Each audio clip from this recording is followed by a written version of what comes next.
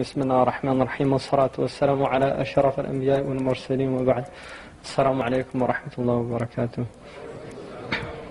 I'd like just to ask first off, how many people are Muslims in here?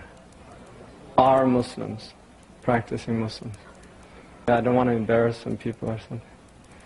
So the majority are, I'm taking it, which I find it a little difficult only because I like to keep focused at a level that everybody's going to understand. And so since there are some people that are not practicing Muslims, I'll try to minimize the use of vocabulary that is common coin amongst the Muslims. And then for those who saw a tape, I guess I heard that there was a video from ISNA, and I made an excuse that I hadn't had any sleep, and I'm going to use that same excuse today because, in fact, I actually got off a plane from Jeddah and then got on a plane with a short interval of a day to Canada. So I was in Mecca and Medina during Ramadan.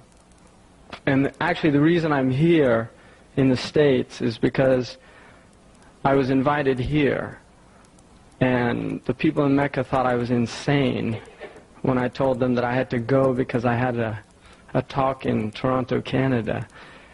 They said, how can you leave the Kaaba for a talk in Toronto, Canada? And I said, well, I made the commitment before I actually knew I was going to be in Mecca during that blessed time.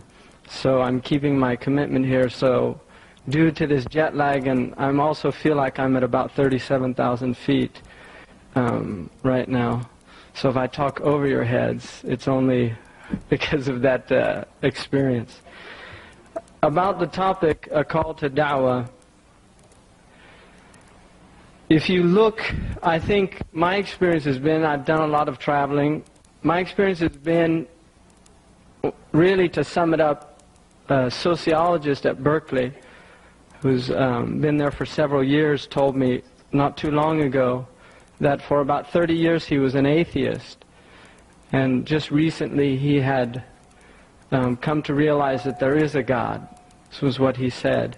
And he said, but what shocked him was that it wasn't only his realization, but really something that he felt that was taking place all over the world. And I think right now, in the sense that while we see intense darkness in the world, I think there's also these beacons of light that are emanating out from different corners on the earth. And I think it's not simply the Muslims that are rediscovering their faith, but I think it's happening in many regions on the earth.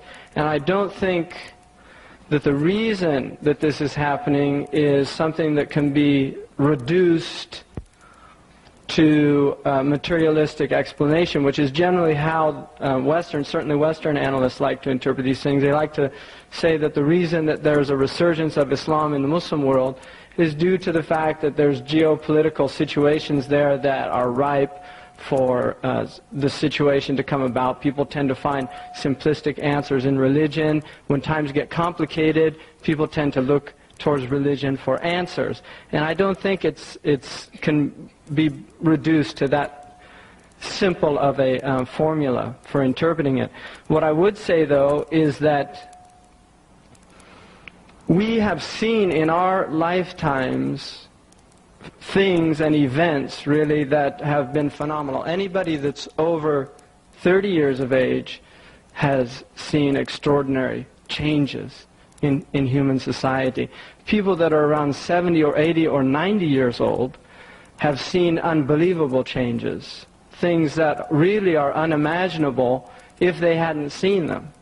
If you look at this century alone, one of the great arguments against religion is that all the wars that humans have fought have been so-called quote-unquote religious wars. And yet, if we look at all these so-called religious wars, we'll find that, in fact, the amount of people that died in those religious wars is minuscule compared to the amount of people that have died in this century alone due to such ideologies as communism and democracy. We have seen in this century over 180 million people killed through technological means. 180 million people. And really that's a conservative estimate. We've seen in our lifetime hundreds of thousands of people, if not millions, killed. Many of us have seen it on television. And the most recent example certainly was the Gulf War and now Bosnia and Herzegovina. And these are only the ones that get news coverage. There's things going on in Burma, there's things going on in the Philippines, there's things going on in Kashmir, in Africa, in many different areas in Africa that don't have the benefit, if we can call it a benefit, of getting news coverage or concern. And I think there's a deep sense amongst a lot of people that these are extremely unusual times, that they're times of great events. What we've witnessed really with the destruction of sovereign states in the last few years, and I think the dismantling is going to continue. It's not completely intact because the apparatus whereby it would create basically a one-world situation is not fully intact, but it's moving, and it's been moving for some time towards that direction. So while all of this is happening, while all of these people have been killed, while all of these wars have taken place, there's this deep sense, right, of despair in many places. There's also a deep sense of cynicism in many places. And I think from that environment, there's a need for answers. There's a need for light. Because the human being, by his nature, or by her nature, is unable to exist in a void. People have to have meaning. If we look at the 19th century, and really what happened to religion, how religion was dismantled from the lives of people, because it's something that actually we can see the progress that took place. In the 19th century, we had the Industrial Revolution in the West and had massive changes that began to take place. But within the intellectual atmosphere, what was happening was there was a deep analysis, really, of traditional religious texts in a field that was called philology.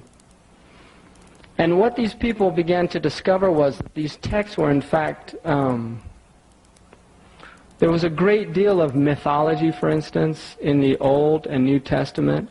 There were a lot of things that could be traced back to roots that were alien to the basic and fundamental claims of those books themselves.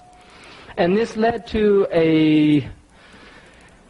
really a sense of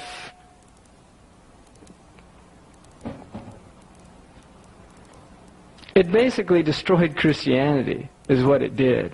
It took some time, right? But what these intellectuals really kind of worked out was that what we're dealing with is, in the Old Testament, a very parochial book, or a provincial book, whereby there's this tribal deity that goes around destroying anybody that opposes these 12 tribes in the midst of the deserts of Egypt and what's now present-day Israel. And then you move to the New Testament, which has a little more of a universal flavor. It's a little easier to swallow than the Old Testament, but it's got all this metaphysical fiction. And so these people looked at this, and then at the same time while this was going on, this critical analysis of these texts, and it was beginning to seep down into the centers of learning, at the same time there were remarkable transformations taking place in the social sciences.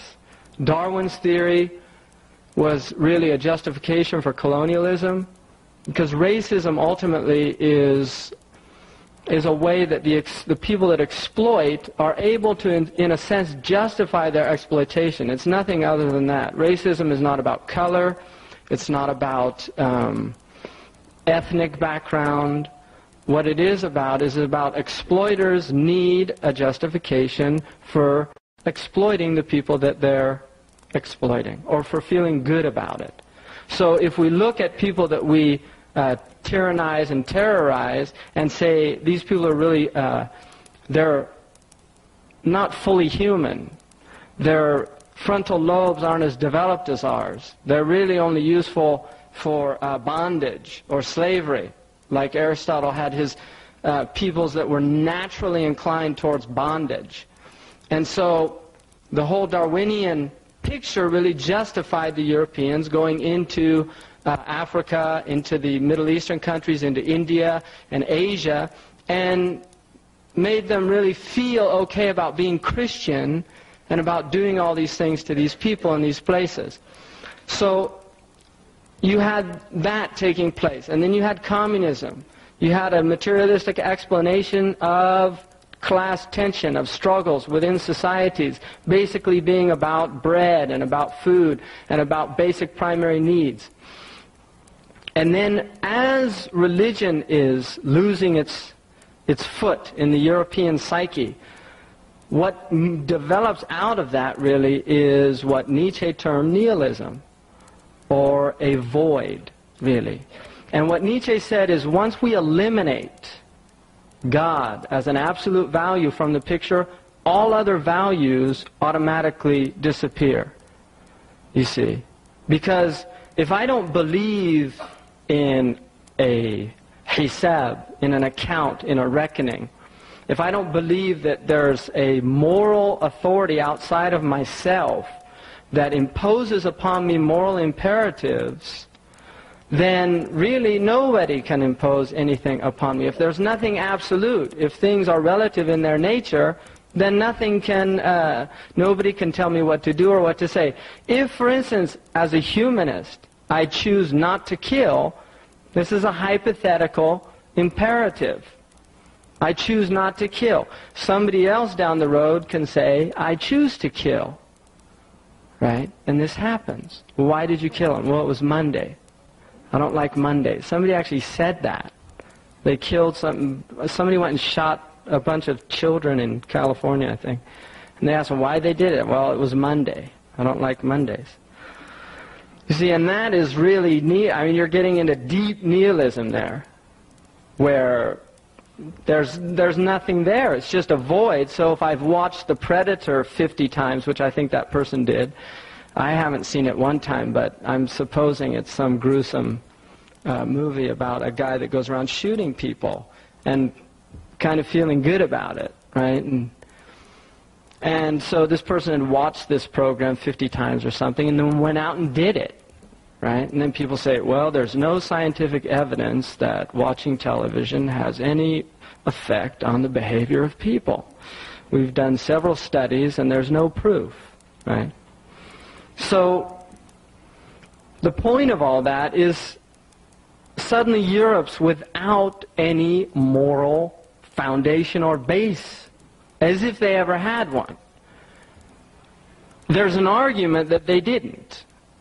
Because if you look at what they did, like Ralph Waldo Emerson said, I can't hear what you're saying because your actions are shouting so loudly.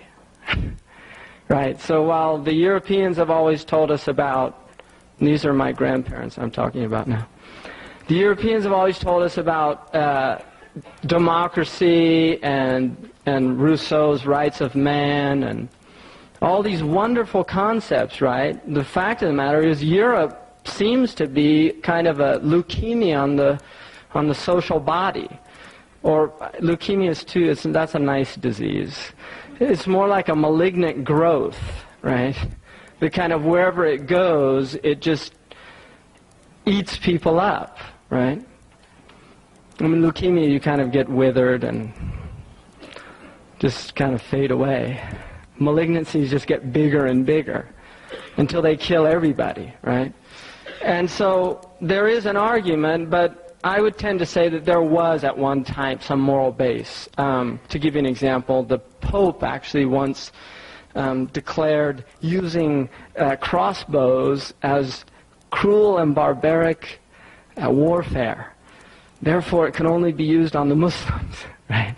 Not on Christians, because it was cruel and barbaric to use it on Christians. Let's find another way to kill Christians that's less cruel and less barbaric, like swords and things like that. Whereas Muslims, since they're cruel and barbaric, let's use cruel and barbaric weapons to wipe out the Muslims. So there was some moral base. It didn't have a real strong foundation, but it was there. Now it's not there anymore. Now if you look at the Muslim countries, right, don't. If you haven't, don't. Especially if you're not Muslim. Just ignore them, pretend they don't exist, and read about Islam. If you're from these unfortunate places, then if you do look at them, basically what we're dealing with is people that also, unlike Christianity, that all of a sudden realized they had a made-up religion, right? I mean, that's what they realized, that it was made up. And so now that's how you can get these guys that say, I've got a prayer cloth here, if you send $50, you'll get your prayers answered, because I swear it on the Bible. And people send in $50. And that's what Christianity's been reduced to, you see. They don't have anything other than that. It's in a superstitious phase because it's philosophical, and it's the philosophical and spiritual content of Christianity was basically destroyed during it really starts post-Renaissance, but it heats up 17th, 18th, and 19th century, finishes it off. That did not happen to Islam. What happened to Islam was in some ways more devastating, and in some ways not. It was not more devastating in the sense that Islam itself never lost the power of the truth of Islam amongst the Muslims. What happened was the Muslims were defeated militarily, and that created such a massive crisis in the Muslim psyche. And the reason for that is simply stated, the Quran promises victory. It's actually a promise. I mean, the Quran talks about, and the Hadith talks about, the nature of the war between truth and falsehood. That there are days that the truth has its day, and then there are days where falsehood has its day, but ultimately, truth manifests, and falsehood disappears, and then what happens is people go into decline. And if you can read the Quran and look, there's deep analyses of societies in the Quran. So what happens is that the Muslims basically believe that we had such an innate superiority, right, that it really led to a type of superiority complex, that we can't be defeated because we're Muslims. Simple as that. And what happens is that they're defeated. And so there's this massive crisis. How is it that we're defeated? Well, all of a sudden you have all these ignorant Muslims that are seeing these Europeans coming with this massive technology, and they're just knocked out by it. Right? I mean, how do you fight people with swords when they have cannons and machine guns and now nuclear missiles? Right? And so because of this deep crisis that took place, Islam, in a sense, lost its bearings within the society, but not initially. What happens is very sophisticated. The colonialists come in and they recognize that there's still this thing intact. So we have to really dismantle it. Because as long as there's even a semblance of this thing intact, we're threatened. Our presence here is threatened, and our interests. They're always talking about vested interests. America's vested interests, right?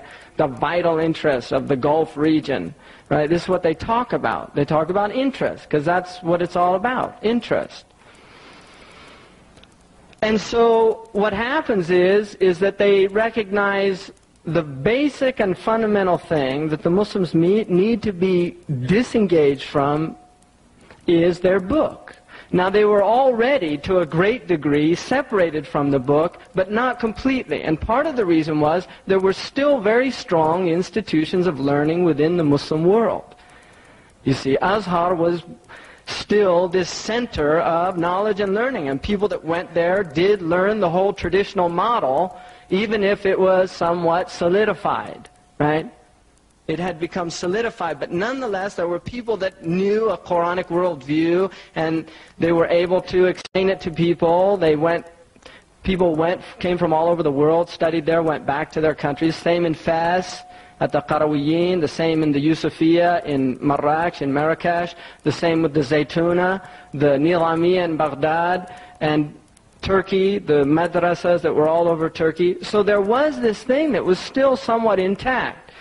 And so what happens is, and it's very sophisticated how they did it, is that they recognized that they had to break this historical link that the Muslims had with these traditions. So what they made the Muslims feel is that they were backward, and that these traditions were backward, that writing on a board and memorizing the Quran is backward, because now we have paper. Right? And so the Muslims developed this deep sense of inferiority. Whereas what destroyed them was their superiority complex, right? Of thinking we can never be destroyed, so let's just sit around and drink sugared drinks in the palaces of Istanbul or the palaces of Cairo or wherever they were. And then the Europeans, meanwhile, are busy whittling away at developing more sophisticated crossbows, more sophisticated cruel and barbaric ways of killing Muslims. And before you know it, they were there, right? With their cruel and barbaric ways of killing Muslims. And the Muslims were kind of like, what happened, right? Like waking up from a dream. And so the whole educational system begins to be dismantled. And this is all documented. You can actually go and read how they did this. Right? They studied it. They sent in people, studied the whole thing, recognized here's key issues. These are the things they're divisive about. They reintroduced areas of divisiveness amongst the Muslims, particularly the Aqidah, which is a big area that the Muslims have always had some. Aqidah is like the belief system, but pretty much things were smoothed out, so let's renew this argument, right? So now you have Muslims all over the Muslim world making takfir, right? Calling other Muslims, their aqidah is not straight, and this isn't right, and that's not right, and that goes on all over the Muslim world now, right? So, as these institutes are destroyed, the last one that was actually intact was the Yusufiyya, which in 1938 is basically finished off by the French.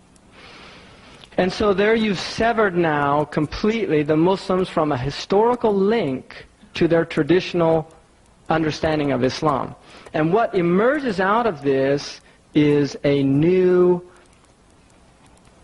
I'm going to get to, if you don't think this has anything to do with Dawah, it does. But I'm going the long way around, right? So just be patient. We've got how much time left? How long have I been talking? 20 minutes. Okay. Is this boring? Okay. All right. I just want to make sure, because I'm, like I said, about 37,000 feet. So. I keep wanting to say coffee, tea.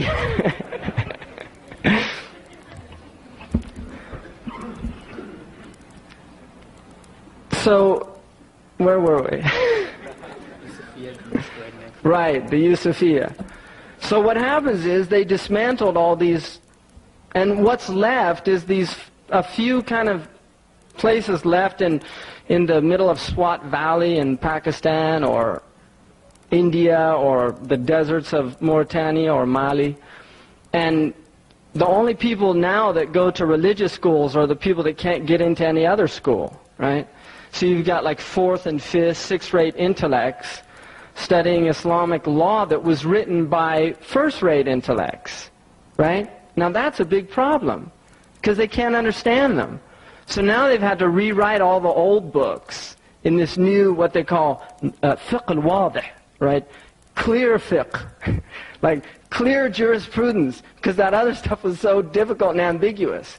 What it means is jurisprudence for mentally incapacitated people, right?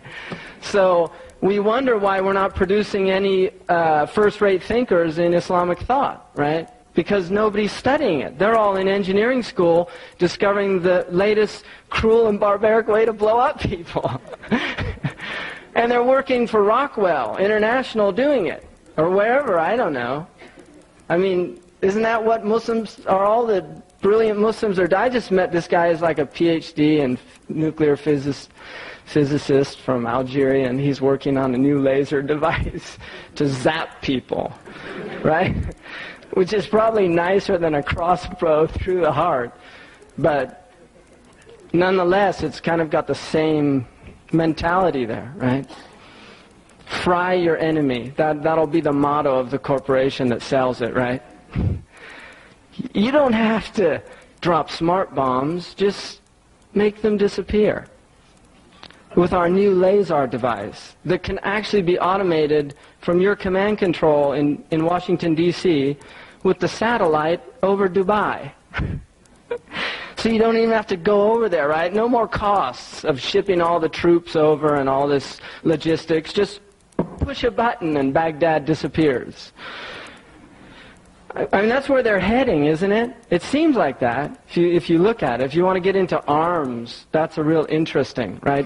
These great Western people that love peace, and the United Nations is founded on breaking down weapons, swords into plowshares, right? So we can grow wheat for everybody. And these same people, right, are sitting on the boards of corporations that are spreading vast amounts of highly destructive technology all over the third world. Over 50% of arms sales goes to the third world. And 49% of that goes to the Middle East itself. But those same people are there saying, we will not let anything interfere with the peace process, right? Except our profits, right? Because we can't interfere with that, right? Because that's the bottom line, which is what these people are all about, the bottom line. So there you have it, right? That's the state of the Muslim world now. And now America's worked out even a better way, right, of dealing with the whole thing. America is so sophisticated, right? They're like eons ahead of everybody else in how to control and manipulate people. So the Americans say, let's not dismantle anything. Let's let them do whatever they want, but let's broadcast our television programs there. So you can all just sit and vegetate and watch I Love Lucy reruns in Cairo in Arabic, right? And أحب Lucy, right? بحبك يا Lucy. I mean, that's what they're doing in Cairo. It's a big crisis because the Quranic madrasas now, the children can't memorize the Quran because they're memorizing I Love Lucy reruns, right? I mean, seriously, this is actually happening. People can't memorize anymore because they sit and watch flickering cathode rays that zap your brain, right? So before you know it, there's no longer any neurological pathways, so people can't think anymore. And that's why they continue watching it, because it gets more and more thoughtless each year. Because they realize now in Hollywood, why produce really expensive stuff when people are so stupid now? We can just put anything on there. So now they have all these programs where they just run around behind people in 911, right? They don't even have to pay for actors or anything. They just run around actual real people, quote unquote, and film them. And then people sit and watch these things, right? They watch them. So anyway, what's this have to do with Dawah? What it has to do with Dawah is that we're up against very serious competition. When we call people to Islam, we're up against I Love Lucy reruns and 911, right? Which is a real concern for people that have to do Dawah. But nobody's doing it, so why even worry about it, right? Well, what it has to do with Dawah is the fact that there's an Arab proverb that has a lot of truth in it, and it says, فَاقِدُ شَيْءٍ لَا يُعْطِيهِ. Somebody that doesn't have something can't give it, right? Now, Islam is obviously something, and according to the Muslim belief, it's the most precious thing. But if you don't have it, you can't give it. Now, if we look at Islam, right, Islam has basic two fundamental aspects to it. The first, and we could almost look at it like Mecca and Medina, and it's beautiful, the dichotomy between the two, that we've been given Mecca and Medina, and they're very different. Mecca is mountainous, it's rugged, it's harsh. All the people are harsh. Not all of them, but most of them. And Medina is all flat and soft and easy. It's actually, Mecca is called Wa'ar, and Medina is called Sahad. One means hard, and the other means easy, soft. And the people in Medina are all easy and soft, right? In Mecca, it's like this guy was trying to do, I was just there, and this guy wanted to do Tawaf, right? And he was trying to get through people, and these people from Mecca didn't want him to get through and told him to go around. And he said, the guy said, just do Tawaf from outside, right, from way out there. Don't go up there. And the guy looks at me and says, Anta fag warai, you know, you're like, what a sweet man you are. Great sense of humor. So, the point of that little story is that there's this dichotomy, and really the way we look at it is there's a personal salvation, right, which we can look at as the Meccan period, and then there's a social salvation that we can look at as the Medinan period. And Islam addresses both issues. And oddly enough, the personal salvation is more difficult than the social salvation. That's why if you look at Mecca, it's all persecution and struggle. And Medina is all victory. Right? It became easy once they got to Medina. I mean, they had jihad and they had all this struggle. It was all still there, but it was all of a sudden, it was different. All of a sudden they had what's called izzah in the Arabic language, in the Quranic language. Dignity, and, you know, Allah raised them up. And the secret of their being raised up is that they were so low and humble. Right? That's the secret of it. So you can look, Islam has these two aspects. It has the Meccan, which is the personal salvation, which has two aspects to it. That's all. Very simple. The first aspect is what we believe. And it can be summed up in, when the man asked the Prophet for advice, he said, قُلْ آمَنْتُ بِاللَّهِ ثُمَّ اسْتَقِمْ. Say, I believe in Allah, and then be upright. That's it. That's all there is to it. That is what is called personal Islam. And that is what is ingrained in these people during the Meccan period, is believe in Allah and then act accordingly. Right? And what happens is, if you do that, you will find that people suddenly become hostile. Right? They become hostile. Why? Because all of a sudden your actions are actually threatening the status quo. Because if you start acting upright and everybody else is something else, right? The way the jinn put it is so beautiful. Minna salihun wa minna duna dhalik.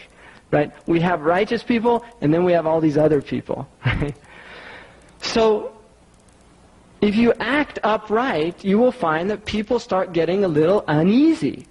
You see, if the woman puts on the hijab and actually, instead of displaying her sexuality, actually covers it and conceals it, all of a sudden people get a little, and they never got worried about nuns, right? All these nuns, right, wearing this, I mean, this is a hijab, right? The nuns wear a hijab. In fact, they probably got it from the Muslims. But nobody ever got up and said, this is against women's rights, right? Well, of course, they'll say, because the nuns chose that, right? That's what they'll say. Well, didn't the Muslim women choose that? No. You see, they've been brainwashed. They only think they chose that. But in reality, they didn't choose that. You see, it's just a socialization. Well, what about the nuns? Isn't that kind of a socialization? No, that's something different. Why? Well, because that's Christianity. An end of argument, right? Oh, okay. I'm silly of me to even question that. So, there you have it, right? If you act upright, you get people upset, which is so odd, right? Because what they say is they want people to act upright. But what they say and what they do, like Mr. Emerson said, your actions shout louder than your words. And the truth of the matter is, we're living in probably the most barbaric society that's ever existed, right? Western civilization. I mean, really what's happened, okay, is that, well, let's look at Queen Elizabeth, right, that great bastion of Christianity. Queen Elizabeth had these characters around her that were called corsairs, right? What the Arabs called Qarawiyin. And really what the corsairs were, they were pirates. And what they did, they went around attacking ships and stealing all their gold and bringing it back and giving a good portion of it to the crown. And so it was kind of like a mafia setup. The queen was like the godmother, or whatever you want to call her. And these guys were all these real slimy henchmen. But it all looked really good, because she was the defender of the faith, right? Christianity, and they were these knights, which were noble titles. But nonetheless, what they went around doing was pirating people. And this develops, right, into colonization. It started out just as these characters running around pirating the Spanish and saying, well, we really do it because we're at war. But what they were really doing is just pirating. So they go back to England, and the English army would actually protect these pirates. And ultimately, the Muslims were kind of this problem, because the Muslims were actually, and it's interesting because this is what the criminal always will say, that the society's unjust. That's the nature of the criminal. He has to say that. In the same way that racism is justified, because really what it's about exploitation. The same thing, criminals will say, it's the society that did this to me. Right? That's what they'll do. So what these pirates did is they called the Muslim army, right, which was the Ottoman army, pirates. And they were actually these noble people. Because the Ottoman Navy actually patrolled the Mediterranean. And they had tributes. Just like now you have tributes, right? Like Saudi Arabia and Kuwait and all these, they just paid a big giant one for this army to go out there and defend their little kingdoms. Whatever you want to call them. Sheikdoms or something. But it's the same basic principle. So what happens is that this army said, you know, hey, you can't pirate around here because we don't believe in this stuff, right? So suddenly they said, we got to find another way to get around to Asia because these Muslims are a real pain, right? So they start sending out these, and finally the rest is history, right? They discover this whole thing. So what's happened now is it's become so sophisticated because these pirates now wear three-piece suits. They don't have patches on their eyes anymore, but they still have skull and bones, right? George Bush, right? Remember the club? He was he's still a member in good standing, right? You have to dig up somebody's bones as your initiation rite, right? Somebody said his was Geronimo, that's what he had to do, go dig up Geronimo's bones. So he's a member of the Skull and Bones Club, which is a very elite, secret club. So is Buckley, right? Everybody know that idiot that poses as an intellectual? He has a television program. Oh, you know, he's got this kind of, what do they call it, firing line or something? So they're all members of the Skull and Bones Club, right? Because that's their old flag. It's the same group. So what they've done is they've solidified all their power, right? And now they work at the level of nations, and actually they've gone beyond that, right? Now they call it the United Nations, which is really just a pirate organization, because they realize that crime doesn't pay, but organized crime does, right? So if we get organized, it'll all work out. And that's what they did. And so here you have it now. The Muslims are in this big spider's web, right? It's been kind of put out all across the world. It's interesting. All their signs and symbols are spider webs. Have you ever noticed that? The United Nations is a spider's web over the earth. and the CBS, it's a spider's web on an eye, right? It's all spider's webs. I mean, I just started to realize, I read a book on spiders. It's not funny. I read it because I wanted, Allah says that they're like spiders, right? And that's what Allah says. كَمِثْلِ عَنْكَبُوتٍ اتَّخَذَتْ بَيْتًا. They're like a spider that takes a house. That's what Allah says about these people. So I wanted to understand that metaphor. So I started reading about spiders. And it's amazing that they're just like spiders. It's a beautiful metaphor. Because spiders, one of the things spiders do is that they actually don't eat their victims. They have this poison they inject in their fangs, a poison that liquefies the interns of their victims, and then they suck all their vital fluids out of them. So all there's left is a shell in this spider's web, right? Which is what we call Western civilization. And now the Muslim world. They're just all shells in this spider's web, right? And the spider keeps getting bigger and bigger. And every time a victim comes into the web, they have the most sophisticated telecommunication system, the spiders, right? They don't need satellites. But it's very similar. They always have a string attached to the web, so anything that touches the web, even if they're sleeping, like spiders sleep, even if they're sleeping, the web shakes and they wake up and they run to the web. And if it's a big victim, and they realize they might get out of the web, they have all these milking glands, and they squirt all this extra silk onto their victims, so they totally cover them up in this stuff. But if it's just a little one, right, then they just kick back in the White House and just watch it kind of die, right? So, I mean, seriously, like Iraq was kind of a big victim, right? So they went down there and they like shot out all this stuff and got them completely wrapped up, whereas Bosnia is kind of this, I mean, it's not funny, it's not a joke, but it's a metaphor. Bosnia is this kind of little victim stuck in the web, that they can just sit back and watch it suffocate, right?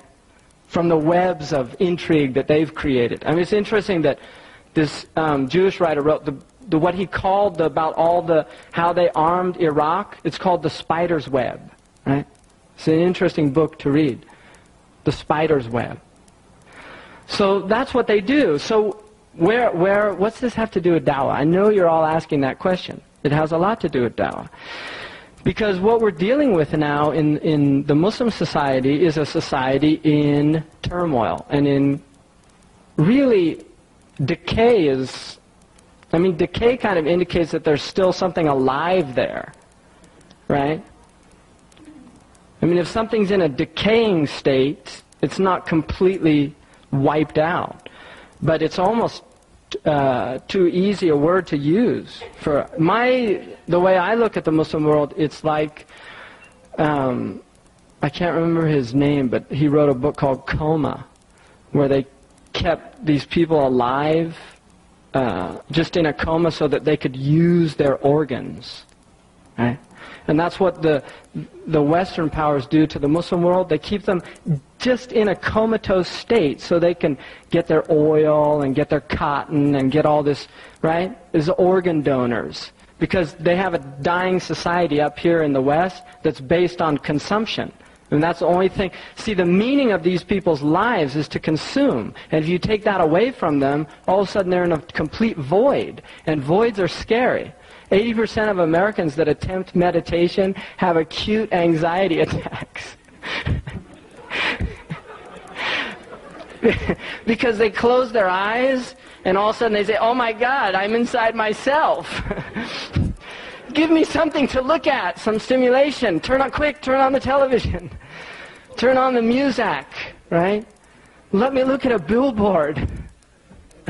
They get very uneasy, right? Because all of a sudden they might have to think about something. Like, why am I here? Why was I created? Where am I going when I die? Right? Those are kind of scary questions for somebody that's never given them an ounce of thought. right? And they've kind of lived their lives based on the fact that those questions don't exist. I mean, it's very frightening. You see them on their deathbeds, right? I used to work in a critical care unit and watch them die. I don't want to die. I don't want to die. I saw that many times. Why? Because that's the way they've lived their lives, you see. They're frightened. They're scared. You know, and what Islam is about taking away fear. See, if you're a Muslim, well, what are you afraid of? Right? Because the first thing that you accept as a Muslim, the very first thing, there's no God but Allah. Which means there's nothing that I should have any fear of except God.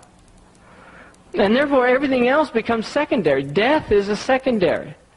See, if you believe in God, if you believe in the fact that you were created for a purpose and that you're going somewhere and it all has meaning, then all of a sudden everything becomes secondary to that primary fact, which it is a fact. You see, I mean, the Prophet said, إِنَّ الْجَنَّةَ حَقٌّ وَالنَّارَ حَقٌّ وَالْقِيَامَ حَقٌّ. It's all haqq, it's all true. The fire is true. The Jannah, the garden is true. The day of rising and judgment is true. The mizan, the balance is true. Going into these things. So really, getting back to this, what we're calling people to, first of all, we have to call ourselves. That's the first thing, right? We have to call ourselves every day. And you have to be giving dawah to yourself constantly, every day of your life. It doesn't stop. You become Muslim, I've seen people that become Muslim and I tell them, some people kind of get upset when I explain Islam to them. People that have become Muslim that I've given shahada to. And people around it say, why'd you tell them all that stuff? It was so heavy, right? Because it's better they stay out of the house, right, than come in and be a foul guest, right? I mean, if you don't want to observe the manners of the house, don't come into the house. Because the house has manners, and the house has a Lord. He's called Rabbul Bayt. And if you come into Darul Islam, into the abode of Islam, you better observe the manners of the house. And the manners of the house came from the Lord of the house. And if you don't want to observe them, get out of the house. Because you're just fouling up the house. And that's what's happened all over the Muslim world. You have these people that are claiming they're in the house, right? But they don't use the toilet. They urinate wherever they want to, right? They leave the food all over the place just to rot. So give the house a stench. And then people that see the house think, you know, it's like somebody that looks at a mansion that's totally dilapidated, right?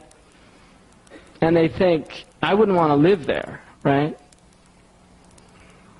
It looks like it was a beautiful thing at one time. I mean, that's the way people look at Islam now. If you hear Orientals talk about Islam, the golden years of Islam, right? That's what they talk about, the golden years of Islam. Because now they look at it's just like a mansion in total dilapidation, right? So what we want to do is find out where the carpenters are to rebuild this thing, right? Because it's there. All the blueprint, I mean, what we have now, that house is gone, right? What they call the golden years, it's over. تِلْكَ الْأُمَمْ قَدْ خَلَتْ لَهَا مَا كَسَبَتْ وَلَكُمْ مَا كَسَبْتُمْ. Those people, they're gone. They have what they earn, and you have what you earn. You see, they're gone. We can't live off them anymore. It's no longer viable. But what we have is we have a vision of what it was once, at one time, but we also have an intact blueprint. And what we need is a critical mass of people that will take on this deen personally, take on it as individuals, and then call other people to it. You see, we have to rectify our homes. We have to rectify our character. We have to become people of istiqamah, of uprightness. And if we're not, we can't call anybody to anything, because we don't have anything to call people to. It's an empty call, you see. And dawah is not an empty call. I mean, Dawah is a call to the house, to the abode of Islam. It's calling people enter into the abode. And right now, my sustenance, and I'm sure many of your sustenance, is a personal sustenance. Because we're not living social Islam. You see, I would love to be living social Islam. I would love to be living in a society where there weren't thieves, because people don't need to steal. Where there weren't drugs, because people don't have need to get out of their state and into a state that puts them into a sense of oblivion, where they don't have to think about the problems of their lives. You see, where women aren't beaten in their homes because they have recourse to ways of solving their marital disputes and their troubles that are humane and that are based on justice and wisdom. You see, I mean, that's the society that I yearn for, is a society where people can live Islam, where knowledge is the highest and most primary function of the human being, to acquire knowledge and to worship based on that knowledge acquired. Al-Bukhari has a chapter in his great opus that's called Bab al-Ilm qabla al-Qawli wal-Amal. The chapter of knowledge before speaking and action. See, because Islam is based on knowledge. The first thing that comes down in the Quran is Iqra, Bismi Rabbika alladhi khalaq. Read. That's the first thing that comes down. Read what? In the name of your Lord. Learn knowledge in the name of your Lord. Learn knowledge because Allah has... Don't learn knowledge to make more money, right? Don't learn knowledge to get a degree. Don't learn knowledge so that you can go work for a corporation that's developing new and improved ways of killing people. Learn knowledge because you were commanded to learn knowledge. And then apply that knowledge. And then take that knowledge out to other people. And that's what Islam is about. It's a very fundamental call back to the way of Ibrahim alayhi salam, to the way of the Hanif. And Ibrahim was a simple man living in the midst of a desert in a tent. But he had the deepest spiritual experience of anyone in his time. You see, because he was a Hanif. He was a man who... Hanif is an upright man. It's a man that believes in the deen of fitrah, the inherent religion of man and woman, which is Islam, and acts upright. And that is Ibrahim. And our call is to the way of Ibrahim, as it was finalized in the way of Muhammad sallallahu alaihi wasallam. And that's the call of the Muslims. And it's the call of truth. And the people that hear it and respond to it will be the people whose hearts have that mule, have that Hanafiya, you see. And they're out there. They have to be. I don't believe that they're not. And we have to go find them. That's your job in Toronto. Right? They're out there. They must be. I don't believe they're not. Because this is the fitrah. It's the inherent nature. People will never be happy until they submit to Allah. And people won't be happy until they know why they were created. And the Quran tells us to worship Him, to adore Him, to love Allah subhanahu wa ta'ala. I mean, that's what it's about. So we have that individual Islam, and that's all we have now. Dar al-Islam, the abode of Islam, has been reduced to your own body. You are Dar al-Islam now. There is no longer this integral thing that we can call Dar al-Islam and this other thing that we can call Dar al-Harb. This is a time when, as the Arabs say, اختلط الحابر بالنابل. Everything's mixed up. Nothing's clear anymore. I mean, that's the truth of the matter. And the only thing that is clear, right, is the vision of this teaching. Because it's still there and it's still intact, and it's there for the one that takes it up. But it has certain conditions. And just to say a few things about the conditions. The first condition is sincerity. وَمَا أُمِرُوا إِلَّا لِيَعْبُدَ اللَّهِ مُخْلِصِينَ. They were only commanded to worship Allah with sincerity, with ikhlas. Lahu deen. The deen is for Allah. It's not for you. It's not a personal way of being better than other people. It's not a way of banging people over the heads with hadith or ayahs of verses of Quran. You see, which some people do. They take, the deen becomes this tool whereby I can become a petty tyrant. In the same way that Saddam Hussein is a big tyrant. Right? So I can beat people over the head with hadith. The teaching is a teaching of tabshir. It's not a teaching of tanfir. It's a teaching of calling people in the best way, of calling people back to their own selves, you see, of the real true nature, which is submission. That is the true nature of man, is to be in submission to Allah subhanahu wa ta'ala. And that is what the call is. It's a call to that bushra, that good news. That if you submit to Allah, if from a believer or a male or a female, وَمَنْ عَمِلَ صَالِحًا وَهُوَ مِنْ ذَكَرٍ أَوْ أُنْثَى وَهُوَ مُؤْمِنٌ. For whoever does a righteous action after their belief, right, from male or female, and they have iman, then Allah tells us, لَنُحْيِيَنَّهُمْ حَيَاةً طَيِّبًا. We will bring to life for them a beautiful and pure life. You see, so even in the midst of all this turmoil, those people who have that individual sense of Islam will have a hayat tayyiba, a pure and beautiful life. And that will be able to sustain them through this time, because we're in times of sabr. We're in the time that the Prophet ﷺ said, holding on to Islam is like holding on to a coal of fire. That's what it's like, you see. And Islam is about sabr, inna Allah ma'a sabirin, and da'wah is about learning sabr, about learning patience, about learning how to interact with people, about learning how to subjugate the nafs, about learning how to become humble. And it's difficult, and it's a journey, and we're all on it, you see.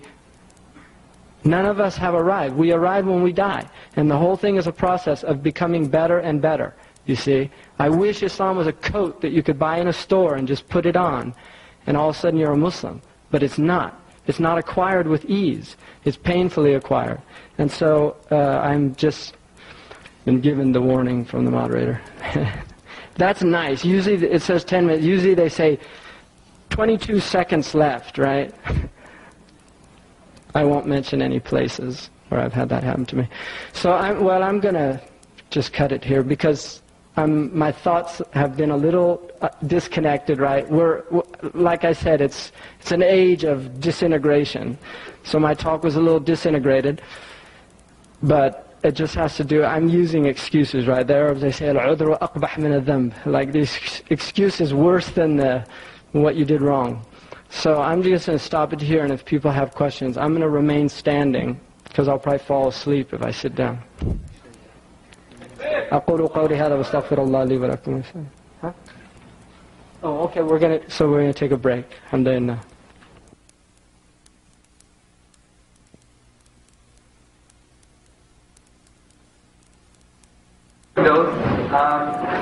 We're going to have a 15-minute break. There's refreshments outside. There should be some downstairs and upstairs as well, I hope. Take time to look at the different displays we have, and we have some books and videotapes as well. Some of Hamza Yusuf's videotapes are also available in the back there. And inshallah, 15 minutes we'll call you back.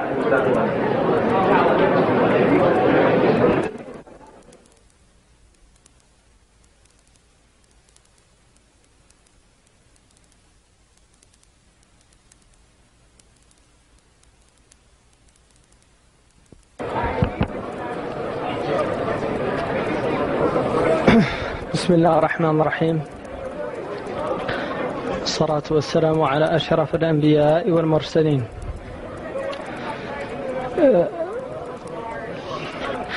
Call to Islam and ridicule Christianity and Christians while addressing an audience in the bastion of Christian learning in Canada, University of Toronto. Dawah is not a forum to ridicule anyone.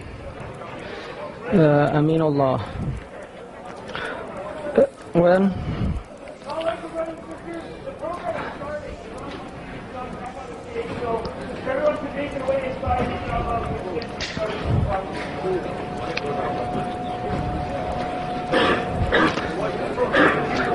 my background, I was actually raised a Greek Orthodox, and Greek Orthodox are cruel and mean people. Right? They're the ones that are bombing Sarajevo. So I've still got some of that cruel and mean streak in me. I went to Catholic Jesuit schools as well. So part of my distaste for modern Christianity is my experience with it. But I'm not certainly not speaking as somebody that was born Muslim, right? And then like Ahmadiyyat, right? Everybody's favorite critique of Christianity. But I accept that as a criticism. Because it's a question, but it's really a criticism, and I accept that. And it's not good to ridicule people or other religions. And but on one hand, I'm going to get nasty now. The Quran says, "Aqibu bimithli ma uqibtum bih," like fight them the way they fight you, right? And I've read so many books written by fundamental Christians. I've actually got about 15 of them in my library, and I've read quite a few of them. One, because you can read them in about 10 minutes, and two, because it's important to know your enemy. And I do say enemy because these people are really very adamantly against Islam. One of them is Sharush's book. I don't know if any of you know that man, but he's a Palestinian Christian who purposely ridicules Islam, purposely makes fun of the Quran, and says terrible things. Another one is called The Islamic Invasion, which was written by so-called PhD in Islamic Studies. I don't know what PhD stands for in that case. And one of the things in there, just to give you an example of what this guy says, unlike Christianity, the Muslims believe in a cruel God, right? Nowhere in the Quran is the love of God displayed, right? And another one of the things he says, Allah is really the name of a moon goddess, right? And that's why the Muslims worship the Kaaba, which has a rock there that they believe came from the moon, right? That was once white, right, the color of the moon, now it's black. So I've read a lot of those books. They make me very angry, and sometimes that anger manifests a little bit. But I do accept the general criticism. I will say the Quran does honor the people of the book, Ahlul Kitab, particularly the Christians, but even the Jews, in the sense that they're people of a book, a true book. What exists now, the Torah, right, and the Injil, that the Quran talks about, no longer exist. What exists now are books that have been grossly altered, right? So and so when I was talking about what if you read the Bible, and I have read the Bible, a lot of people have not read the Bible. In fact, somebody called me the other day and said that he had written an article for the newspaper in California, and one of the things that he'd said was, that Muslims do not force other people to become Muslims. There's no coercion. La ikraha fid din, right? There's no coercion in the deen. And so this person wrote back a rebuttal to this same newspaper and said, you can say that, but the truth of the matter is your book says, kill them wherever you find them, right? And there is a verse in the Quran that actually does say that, right? قَاتِلُوهُمْ حَيْثُ وَجَدْتُمُوهُمْ. But the Quran, if you look, the Quran says, وَيْلٌ لِلْمُصَلِّينَ, right? Woe to those who pray. Beware of those who pray, right? Woe to those who pray. So if I quote that to you, now you would automatically think, if you'd never heard the Quran, so the Quran obviously is against praying, right? Well, you have to finish the ayah, right? الَّذِينَ هُمْ فِي صَلَاتِهِمْ سَاهُونَ, right? Those that are heedless in their prayers. In other words, the hypocrites. So the Quran has to be taken in context. If you take it out of context, then you lose the meaning. And so that's what this person did. He took a verse out of contextual context, or thematic context, and then it looks one thing. So I wrote back for him a letter, and I quoted Psalm 138, right, which says, smash the babies of Iraq's heads up against the... Blessed are those who smash the babies of Iraq's heads up against the... Or the babies' heads of Iraq up against the rocks of Zion, right?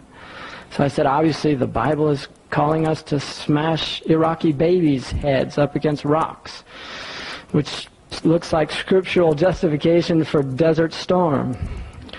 So, and then the other one, which is, if you really want to read the interesting section of the Bible, is Deuteronomy. So after accepting the criticism, here I am ridiculing this book, so I apologize for that. Anyway, Christians, there are genuinely devout Christians, good people. I believe that. In fact, one of the difficulties I had after becoming Muslim was the fact that I have met Christians that I really believe were totally genuine in their love for God. And I just had the difficulty with understanding that and things like Inna Deen 'Inda Allah al-Islam. And actually Ibn Qayyim al-Jawziyah solved that difficulty for me in his book called Al-Jawab al-Kafi, which is the complete answer. And in that book he says that there are different types of love. And he said that there's love of God. And he said, but this love is not enough. And it's the love that Christians and Jews and idol worshippers have for God. And so what he was indicating there was that Christians, Jews, and idol worshippers can actually love God. Which to me, it made sense for me in understanding how I have met people from different faiths who have a genuine love of God. But what he says is that what is needed is love of what Allah loves. Not simply love of Allah, but love of what Allah loves. And hate of what Allah hates. And that is called Sharia. Right? That is the code whereby the human being acts according to the way that Allah has commanded the person to act. And so I would say that I do apologize if I offended anybody in here that is Christian.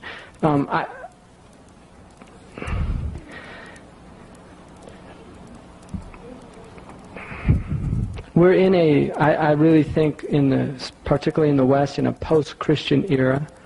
I think the religion has, it's very difficult for Christians to actually be a moral authority or a moral voice because of what's happened to their religion, and certainly what's happened to the leaders of their religion. And those televangelists that I ridiculed, I think any devout, true Christian would ridicule them as well, because they're an object of ridicule. They're the worst type of people, because they exploit people's spiritual needs, and I'm certainly opposed to that. So I apologize, and I accept that criticism. Any other question?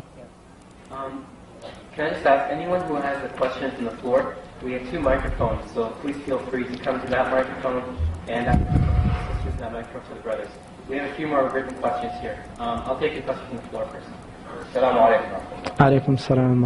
Question is related to the issue of Dawah.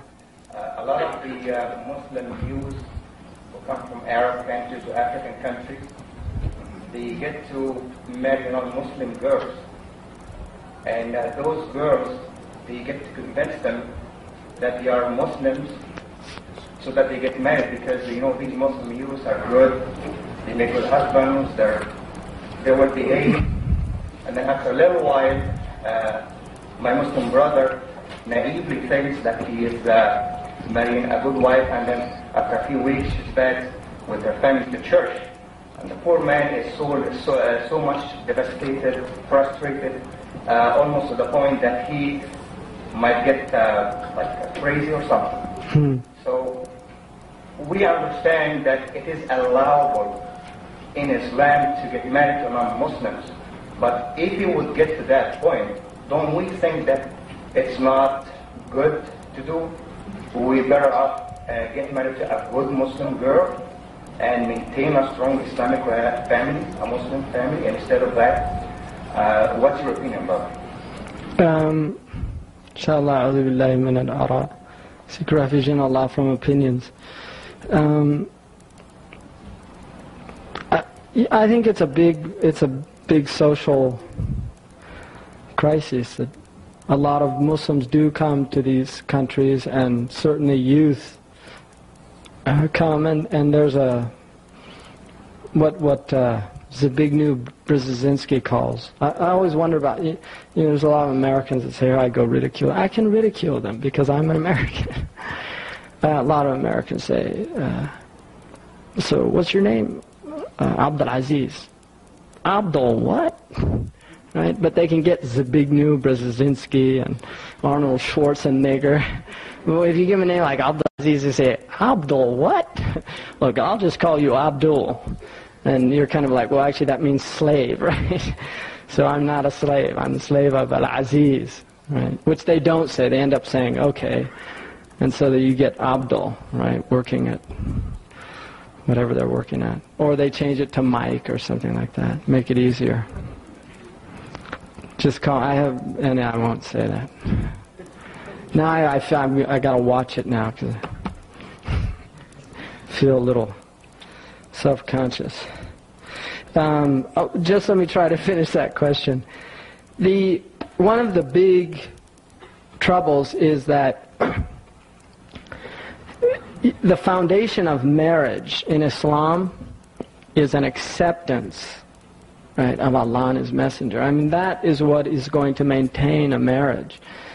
If you don't have recourse to some absolute source, right, or fundamental values, we'll chalk that word, erase that word, fundamental. Take it back, I didn't say that. If you don't have recourse to values, right, or some absolutes, then there'll be troubles. And Islam really should be that source. So if you marry a Christian or a Jewish woman from the people of the book, which according to the Quran is permissible, although there are some strong opinions that it's not permissible to marry Christians. That was Abdullah ibn Umar's opinion, radiallahu anhu, who's a great faqih from Medina, and the son of Umar ibn al-Khattab. And in fact, Sheikh Abdullah al-Ghimari, great Moroccan scholar of this age, actually wrote a book against it, saying, and his proofs, I think he does it from, there's an usuli principle called sadd al-dhara'i', which is like cutting off the pretext. And what he considered was, if you were in a Muslim society and the woman was Christian, that should you die, for instance, then the society would take it upon themselves to make sure that your children were raised as Muslims. Whereas if you're in a Christian society, you see, and you marry a Christian woman and you happen to die, which is certainly a possibility, then she could raise your children Christian, right? And you don't have any way of preventing that. And so that was his opinion about that. I personally think some of the finest Muslims that I have met have been women that have converted to Islam. There are some very strong Muslim sisters that have converted from Christianity and Judaism and other religions to Islam. And I would certainly make that a condition before I married, for that reason, for the children. So that's where I stand about that. I'm a 19-year-old student who is very confused with whether I should get a university education or fight for jihad.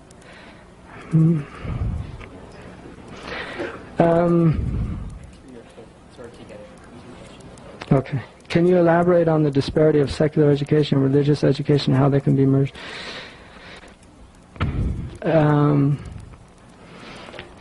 Yeah. Well,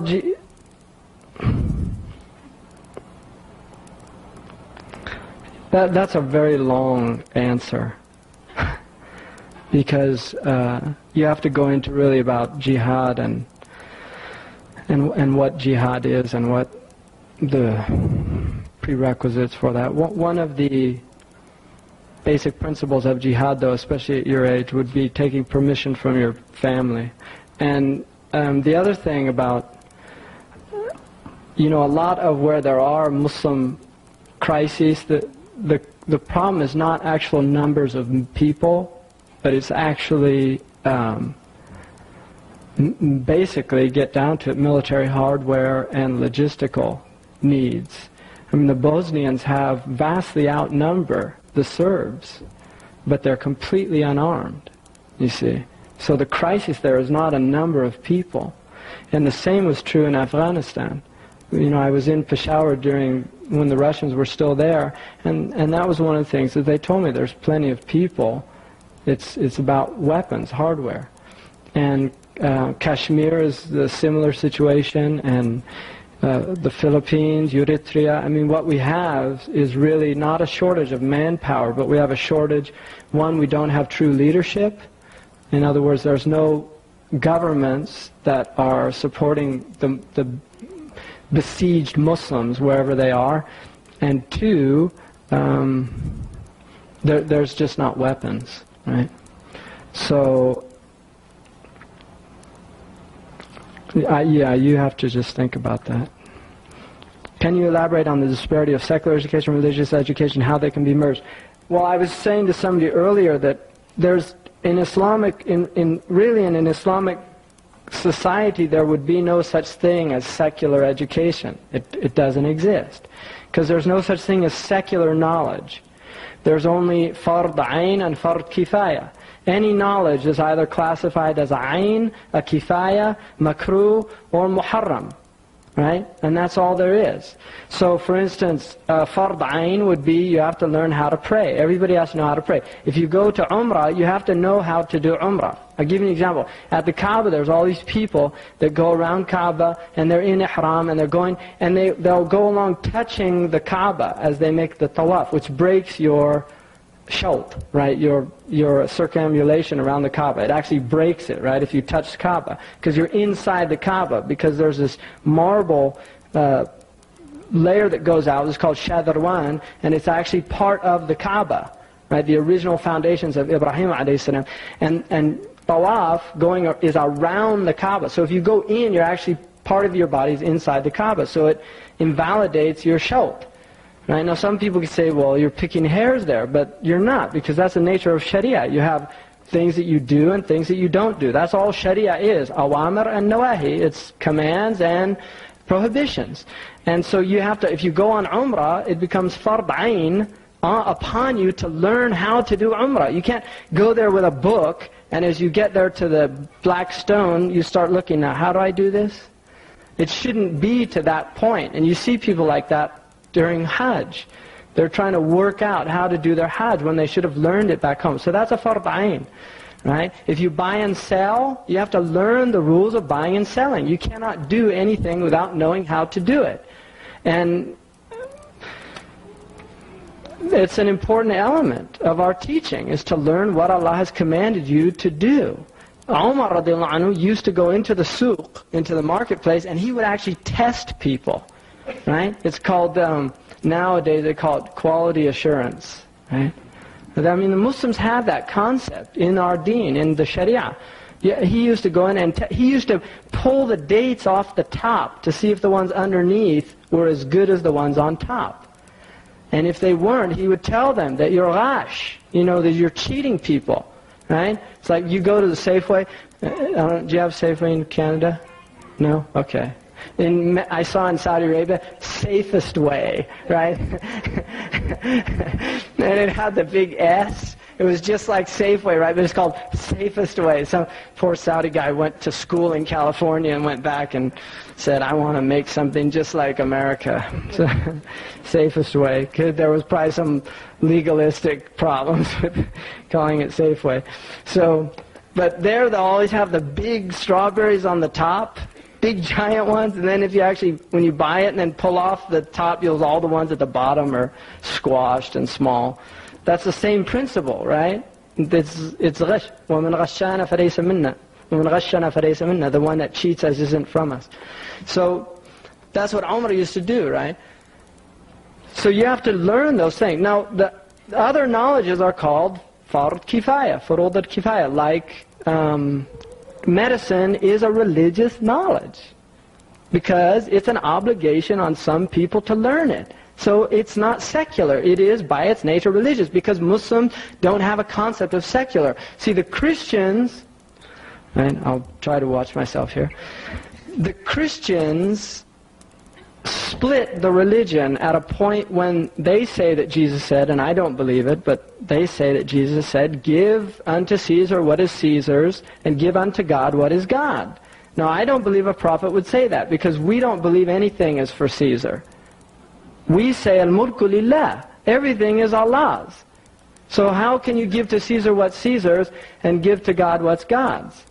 Everything is God's. Right?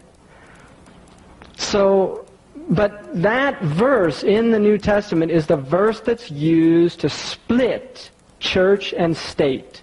Right? Now, we don't have that problem because, one, we don't have a church. There's no church. And two, we don't really have a state. Right? So it's a Christian problem, church and state. Muslims have what's called a Dawah, which is actually a later...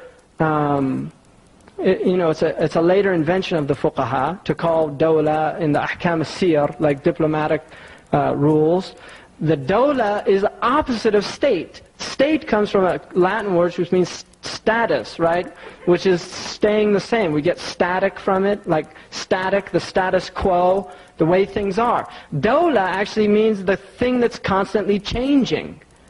So it's really the opposite of a state. One, because what states do is they hoard wealth, right? What the Islamic government does is it gives wealth out. There's no hoarding. In fact, zakat has to be redistributed immediately. It has to go back into the community. And by Islamic law, it's supposed to be gathered in the community and redistributed back into the very same community. There's no centralization of power in Islamic law. There's no Washington, D.C., right? That is a totally... What there is a Khalifa, which is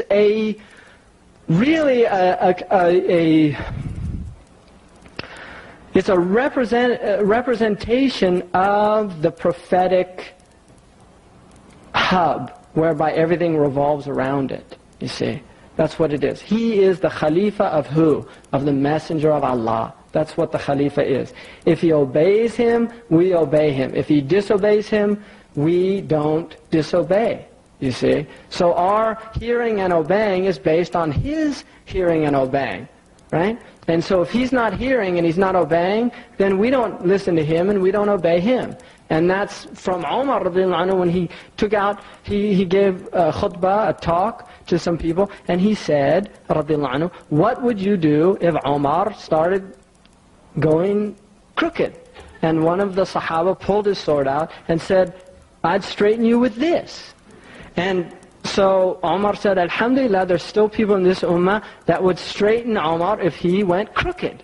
So he was just checking. That's what they call a checks and balance system, right? In Washington, you have Congress and the President. That's a checks and balance. You have to have that system. So Umar was giving us the concept of checks and balances, you see, to remind us future generations. If he starts going astray, we have to straighten him out, right? Now, what happens when everybody goes crooked? That's the problem. So,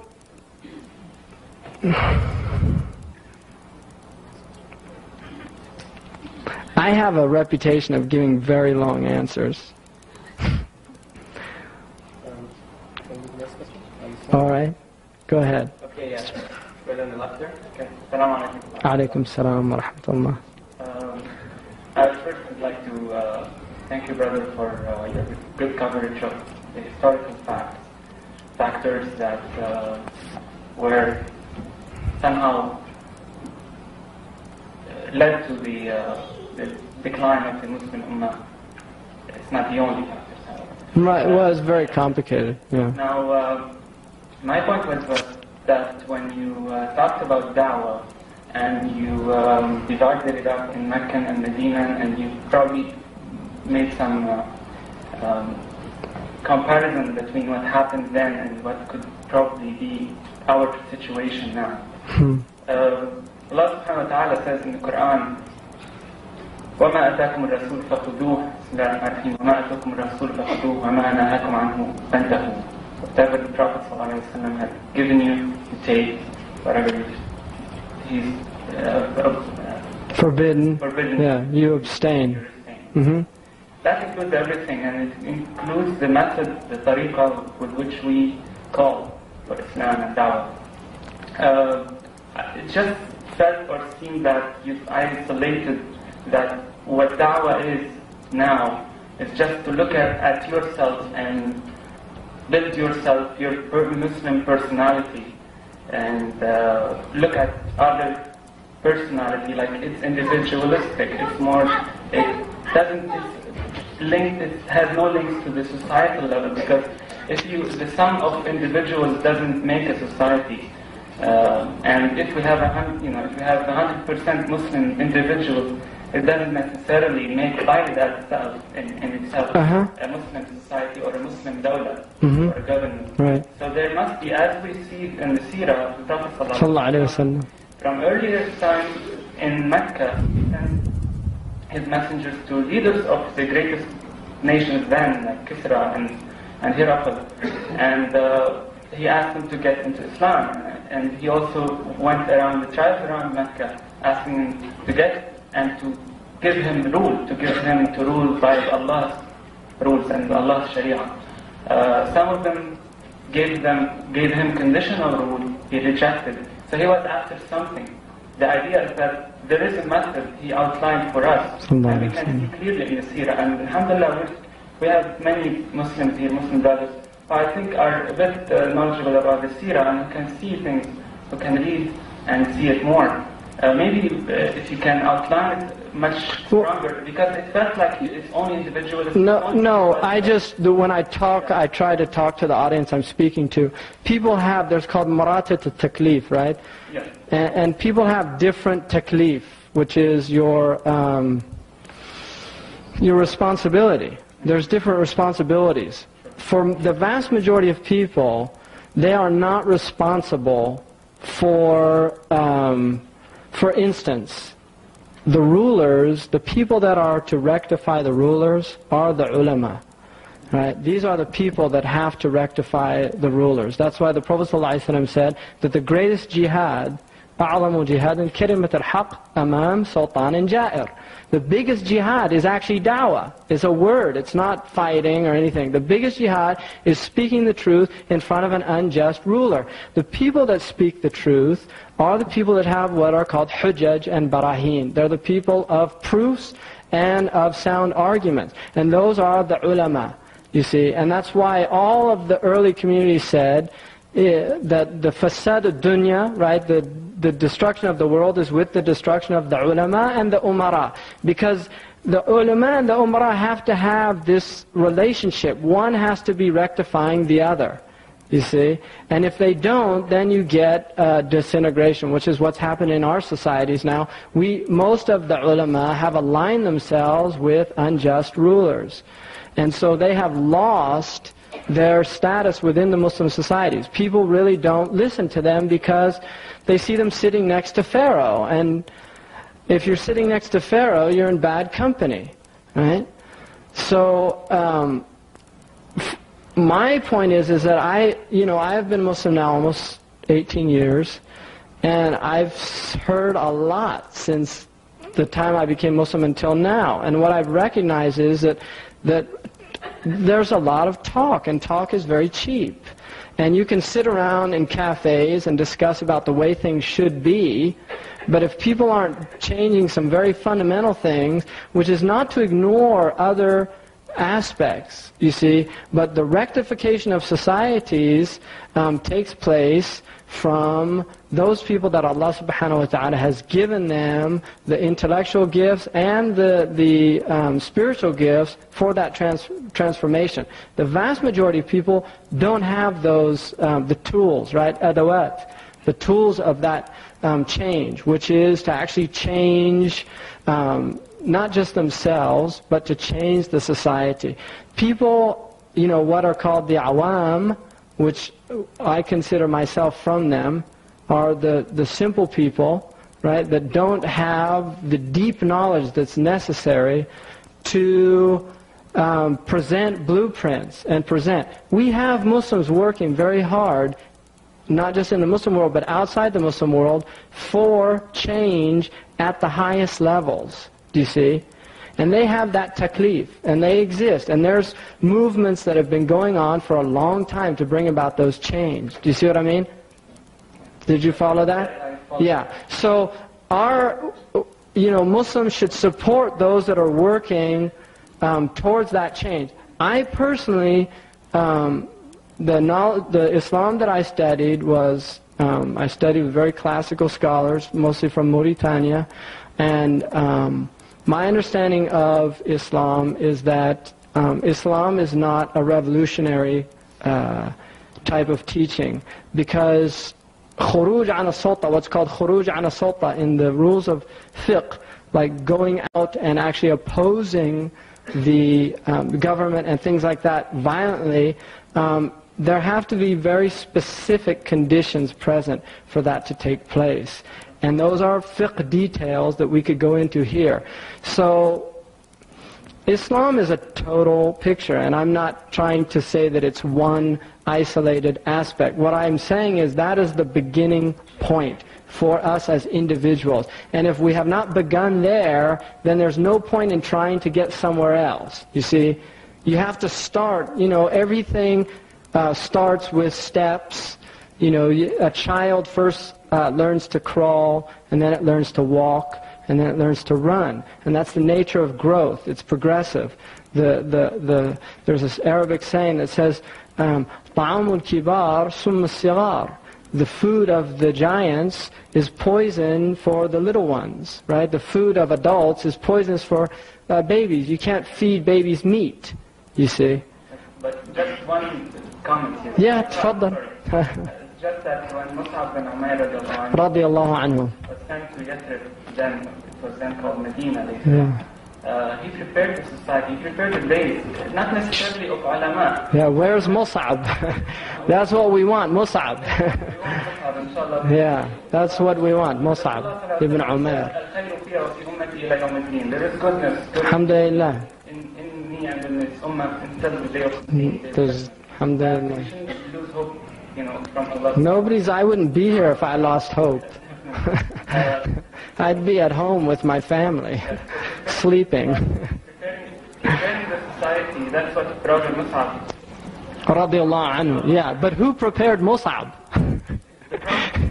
Mus'ab didn't come out of a vacuum. Yeah, Mus'ab had very serious training.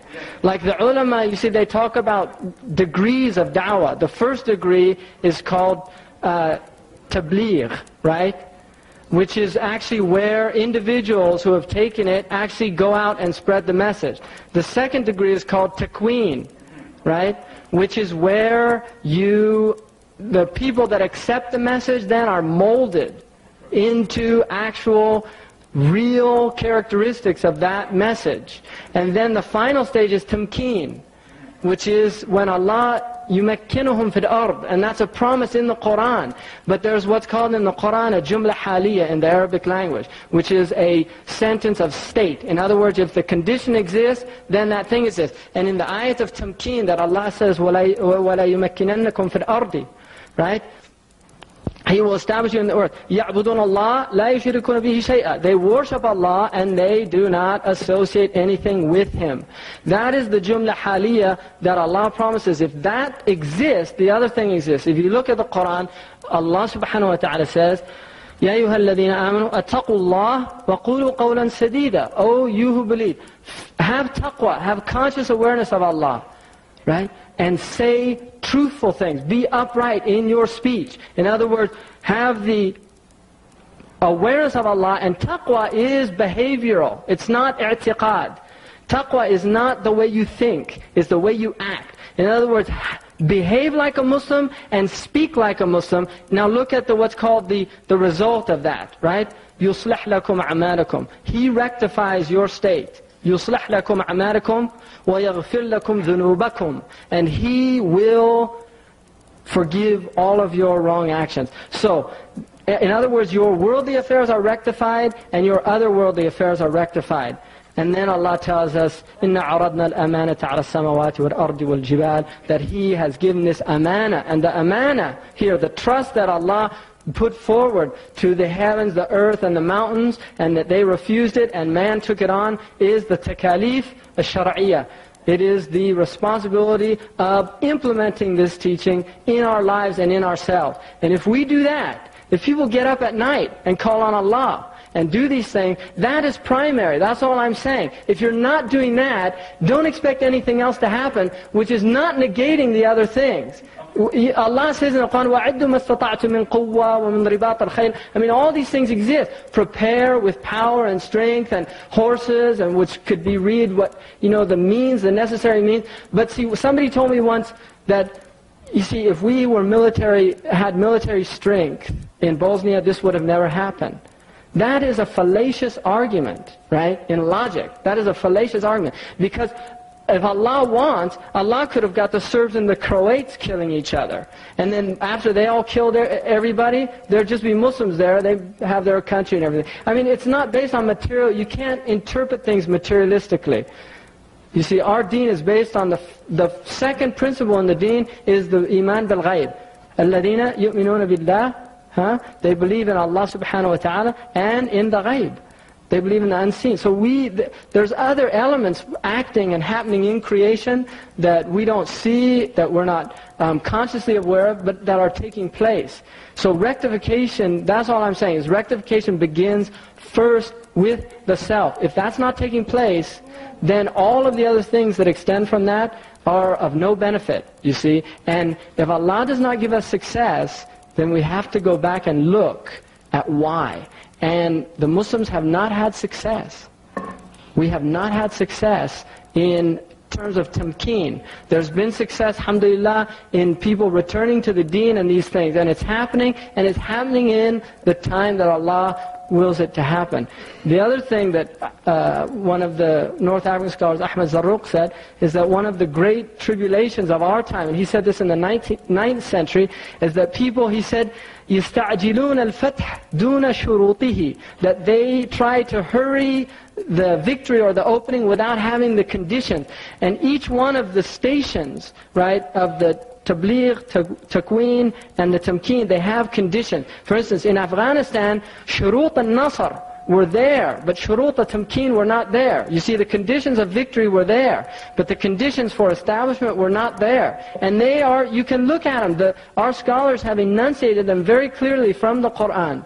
You see, one of the most beautiful books, and I recommend that you read it, is Al-Jawab al-Kafi by Ibn Qayyim al-Jawziyah, because he talks about what is wrong with the society. And his basic and fundamental analysis is it is the wrong actions of the individuals that compose that society. And until that is rectified, until there are not kabair in our societies, everything's going to remain the same. You see, it stays the same, because this is the sunnah this is the way of the divine way that has no change.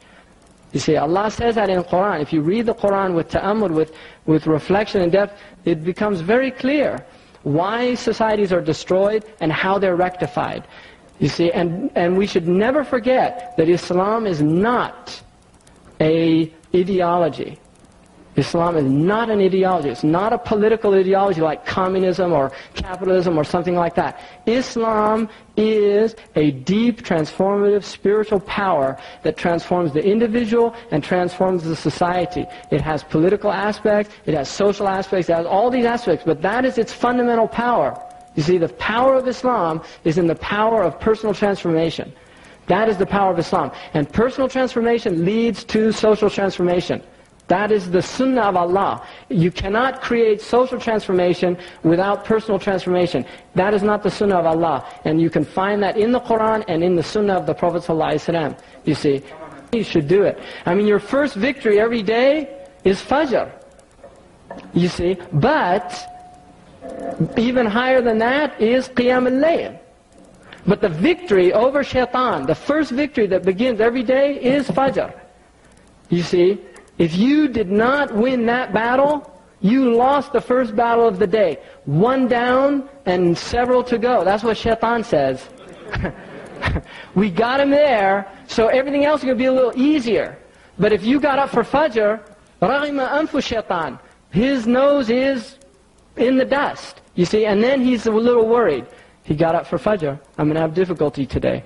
And that's the way it goes. So there's a personal jihad that has to take place. If that's not taking place, forget about the big battles. I mean, look at, there's a great story when the Muslims were in Egypt, and they surrounded a city there, and they were fighting, and they weren't getting any victory.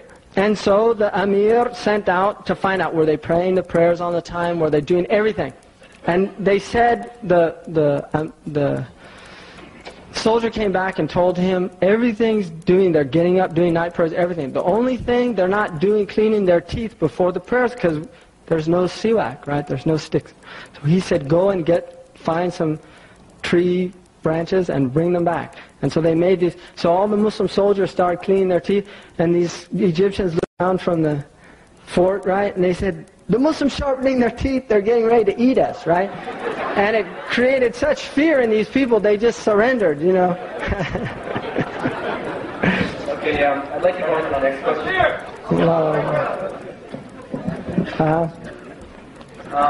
This is a question from the sisters. When it comes to there's Islamic courses offered at UT, and these are set out to destroy the youth at school that take the courses. It's worse for Muslim students who don't know much about the religion to begin with. Yeah. Can I have your opinion on how to change this? On these courses here? Yeah. It's really dangerous to take a university course on Islam. Because most of the people teaching them are either wittingly or unwittingly undermining Islam. I mean, that's the truth. You can't learn your deen from your enemy, right? I mean, you can't. It's stupid. It's like going to somebody that would love to see you die for medical treatment, right? You know. And the result of it is Salman Rushdie. That's what you get. That's a result of getting a degree in Islamic history from Cambridge. Because that's what he did. And I think he might have even genuinely wanted to find out about his religion at one point in his life. Because he said that. I've read some interviews with him, and he went through a period where he wanted to rediscover Islam. So he decided to take courses at Cambridge, and the rest is history. Right? Because all that crap that he came up with is from medieval Orientalists that made it all up. I mean, Thomas Carlyle, who, even though Muslims constantly quote him in these books, like Heroes and Hero Worship, Thomas Carlyle, and they always take him out of context, because he says terrible things about the Prophet ﷺ, but then he also says some really nice things. So they put all the nice things that he says, right? And they don't mention all that other stuff. But one of the things Thomas Carlyle says is one of the greatest intellectual crimes is the crime of the Orientalists against Islam, because they made up all this stuff about the Prophet ﷺ, and this is what this guy read.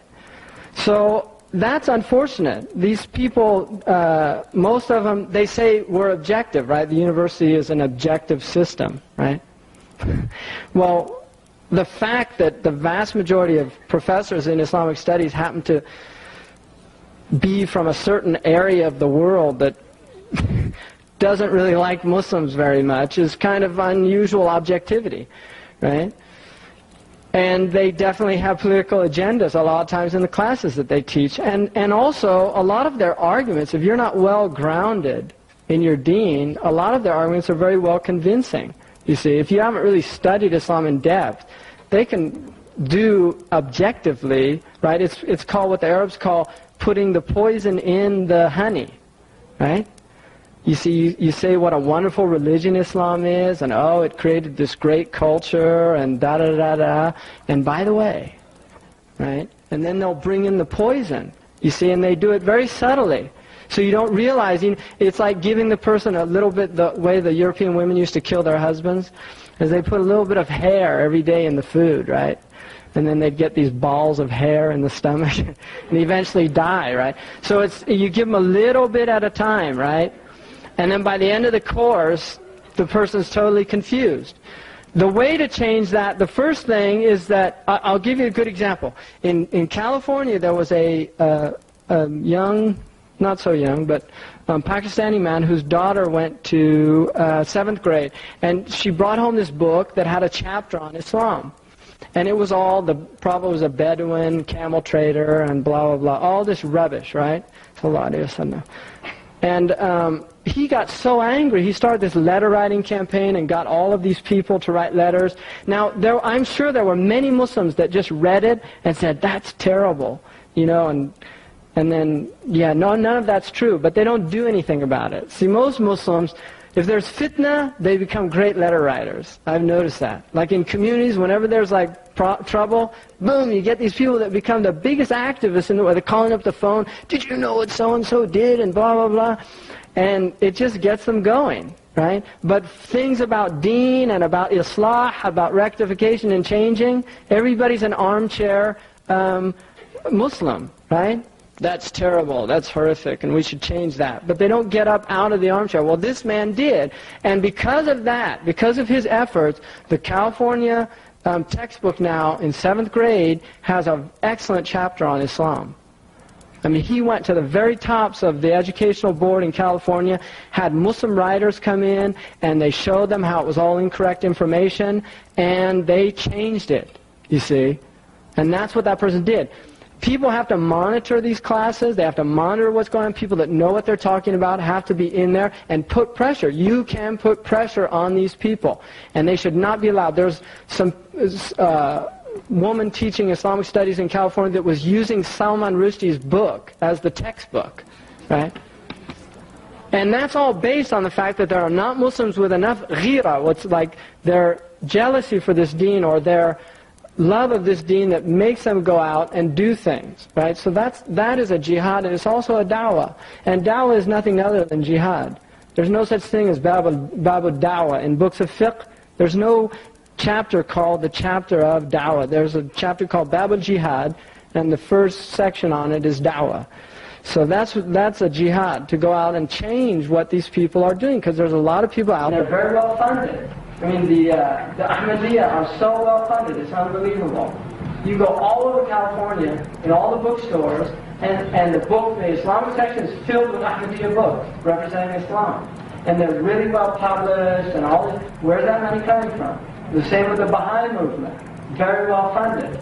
Right? So there's funding that are going on. Muslims don't have enough ghira, right? Have enough love of their religion to pull out from their pocket and start doing something about this and changing it. We certainly have the numbers and we have the intellectual capacity, but there needs to be people that get out and actually do things and change it, and it can happen. So, you know, that's a starting place. Making sure textbooks correctly reflect the Islamic teaching. I mean, textbooks like Maxine Robinson are unacceptable.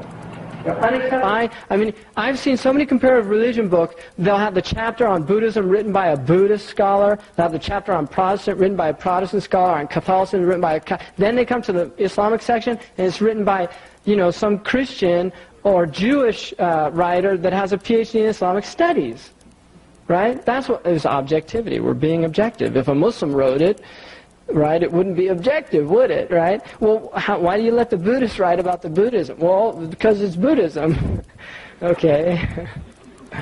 So, anyway. Oh, the green one? Which one? Many Muslim youth lead a double identity, one at home and another outside home, which does not conform to Islamic teachings. Like that's the Clark Kent syndrome, right? Inside the home, they're mild-mannered Abdullah, and outside the home, they're super fasiq, right? So, which does not conform to Islamic teachings. How would you address this problem to bring the youth back to Islam? Well, oh, okay.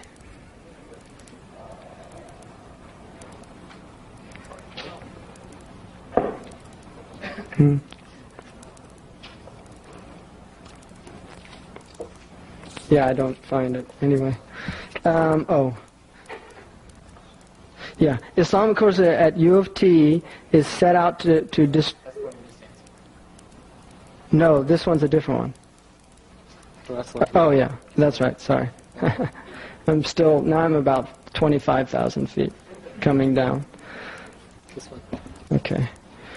Yeah, that's what Islam, you said Islam metaphorically is a house of God. Well, it's called Darul Islam. I mean, that's the traditional, and Darul Salam in the Quran. Allah calls Yad'u ila Dar Salam. Allah is, the Dawah is to the house of peace.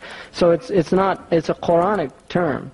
And with certain mannerism, if one is not going to observe them, then they should get out. Is that not being extreme? What about people going through different degrees of practicing? Okay, I accept that as well as a criticism. Criticisms are always nice when they're put in this nice way, right? I mean, when it says, you stupid idiot, what are you telling people? You're a fundamentalist fanatic. I mean, that puts you off. But when it's done in this kind of nice, polite way, is that not being extreme? You just kind of naturally tend to accept things like that, which is nice, because that's the way criticism should be. Nice. So I accept that. But I am extreme, so you got a problem with that?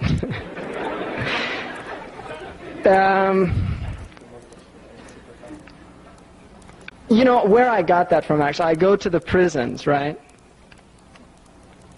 Not as a prisoner, but as to teach people about Islam, right? And to learn, actually, because I do learn a lot there. And one of the things this Muslim prisoner told me, right? Because these guys, most of them have spent about 10 years pumping weights, and their arms are kind of bigger than both my thighs put together. And there's this picture of me with these 5 guys around me. They're all like 6'5", and I'm kind of in the middle of this thing looking like a worm or something. So one of the things they told me is that the reputation of the Muslims is so good at Soledad prison that when they have shutdowns and things like that, they actually exempt Muslims from... Guys start becoming Muslims to get the perks, right? But they'd be dealing drugs on set. Yo, salam alaikum, bro, how you doing? And then they'd be selling the drugs, right? So they were starting to get a bad reputation from these guys. So what they told me they did... This really great guy, was about 6'5" and had arms as big as my 2 thighs, said that, so I said, well, what'd you do with them? And he said, well, we just took them aside and let them know that the house has rules. And if you don't want to abide by the rules, then get out of the house. And that's what they did, right? So they kind of maintained it, and I like the idea, but it is a little extreme.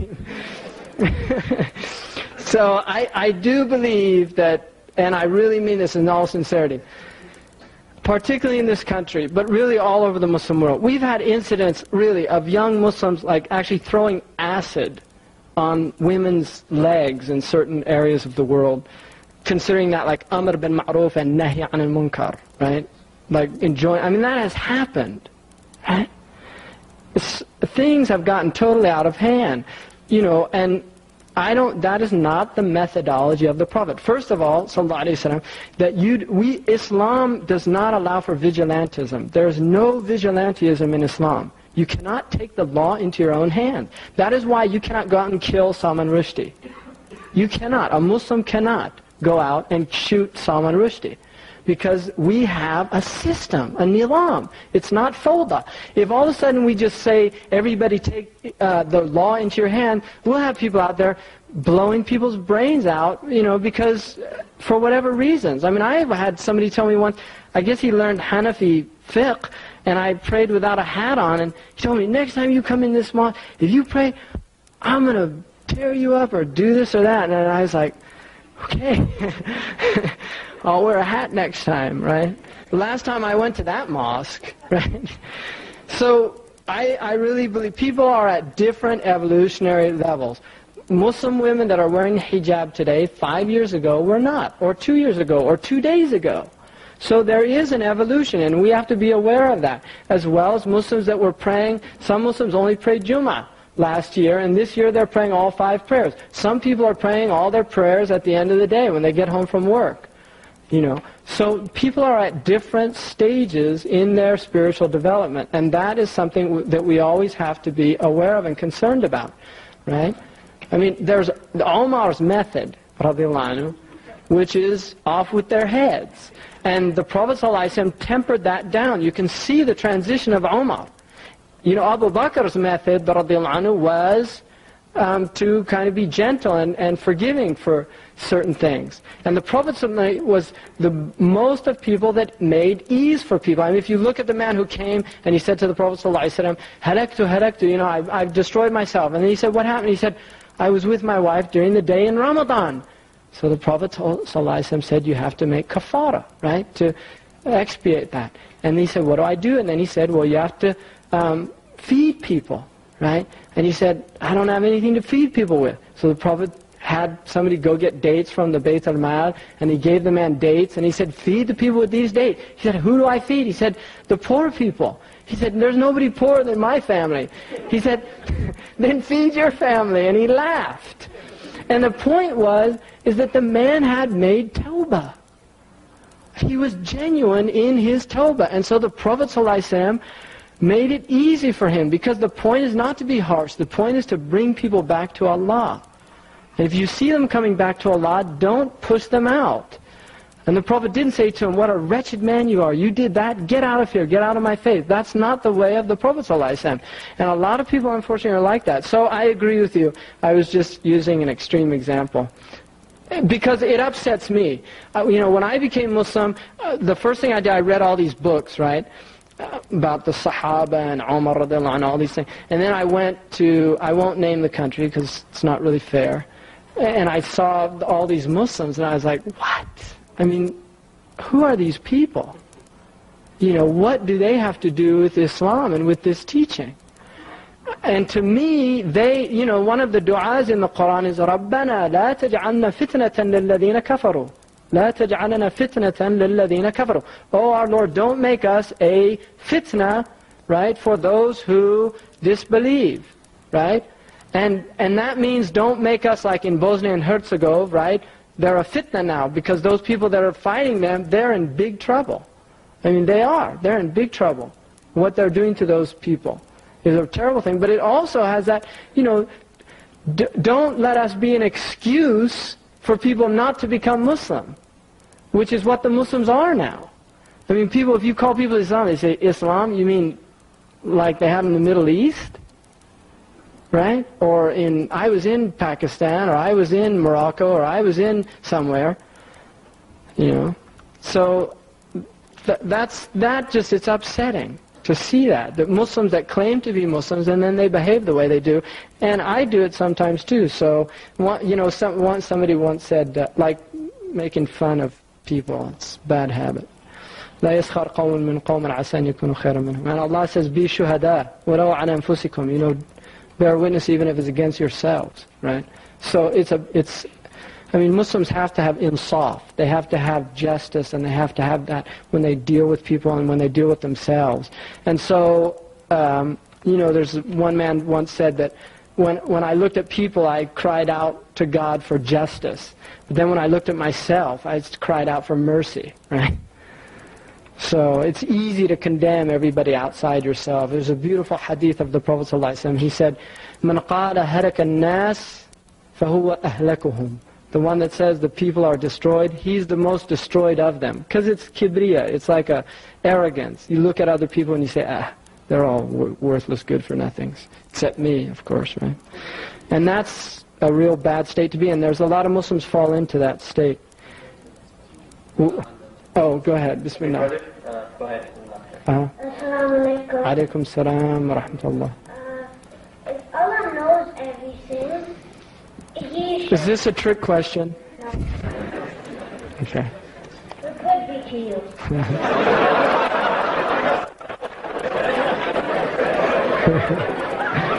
All right, go ahead. I'm ready. Why did He just... So everyone He knows will be bad to hell, and so everybody will know who will be good to heaven.